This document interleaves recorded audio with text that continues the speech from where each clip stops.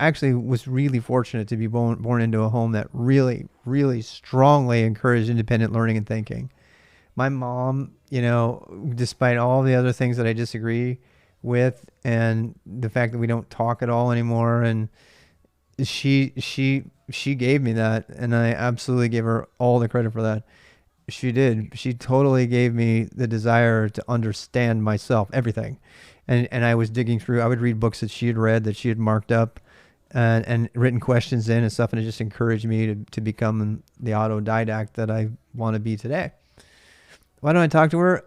Um, it's complicated, but the bottom line is, uh, the whole political landscape that we just passed through made it really, really hard, because it became a situation where it was either I had to say nothing, or I was gonna, get say something really bad. And so that's what it boiled down to. And I need to get over it. I know I do. I know I'm 54. I'm an adult man. I should be able to get over it. My parents are pretty old, and I don't know what they're doing, but that's the problem. I wish I could say that, Raphael. I really do. I wish I could. I wish I could just put it all aside, but I can't. Dude, she was posting stuff that was calling for black people to have their hands chopped off for shoplifting in Florida, and I dropped Facebook completely, and I was like, I cannot see this shit. I cannot see this another second. I cannot be a part of this. And it was like, you know what I mean? I know, and it's like, look, if I could dismiss, if I could compartmentalize, she sent audio, she sent reference to audio of a man being beheaded, with all of the guttural sounds and disgusting thing. I'm still to this day traumatized by it, and I had to turn it off. I had to try. It was like, if I didn't turn it off, I was gonna fucking freak the fuck out. I was already, you know. So, and that's it's horrible to say that, because that's not who my mom is. That's not who she was. That's not who she is. I blame Facebook. I think it's demented her in many ways, and I just, that's not who she is. I don't. You guys are gonna hear this, and you're gonna think, or maybe she would even hear it. She goes, "That's not who I am," and I'm like, I know that's not who you are, but it was like a couple specific incidences that I had to make a decision. You know what I mean? Yeah. Do you know what I mean? It was so.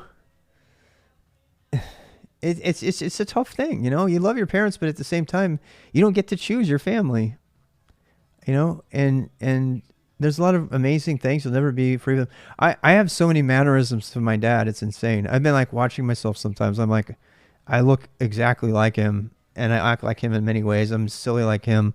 I'm a dirty old man like him, even though he doesn't want to admit it. Um,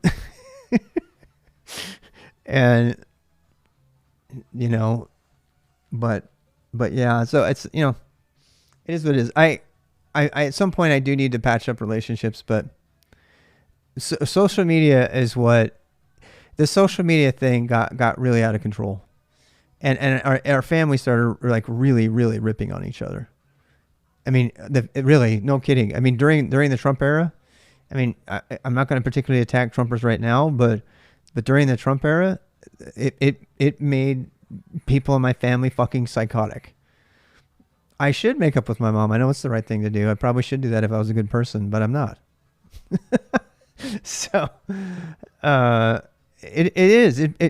I blame. What's ironic is I introduced them to Facebook. I did. I introduced them to Facebook. I was like, this is a great way for us to share and stay in contact with each other and blah, blah, blah. And I left the Mormon church because of a friend in high school who sensed that I was having troubles and sent me not even a particularly close friend in high school. And I have mixed feelings about social media, because I owe my life to social media in many ways. I owe my job to social media. I owe my wife to social media. I owe the leaving of the Mormon church to social media. All of these things I owe to social media, but also I owe the destruction of our family, the absolute crumbling of our family, because they was just used as a method of ripping each other down and attacking each other. And it was so ugly and brutal that I just didn't want anything to do with it. I think it is the algorithms. I think it is. I think it's. I think they're designed. I mean, they've hired psychologists to whip everybody